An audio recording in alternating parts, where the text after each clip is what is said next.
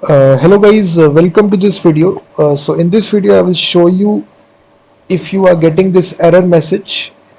If you type magic and in the terminal, if you're getting this error message, magic is not recognized as an internal or external command. This is actually the image magic library, which is an open source image processing library for converting images from one format to another.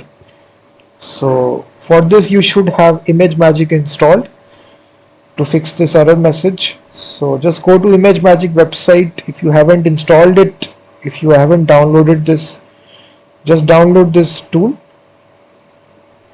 So this will come with this exe file, right? I've already installed it, but still I'm getting this error.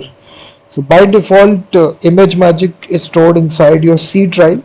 Just go to the C drive, open your program files folder, and inside this folder you will have this folder image magic. By default it will create this folder. Just open this folder and right click, copy this location right here. Just need to copy this location and now just open your environment variable and go to the system variable and just select right here path and just paste this location and just restart the terminal after making this change and just typing here magic. So you will see the image magic library will perfectly work from the terminal.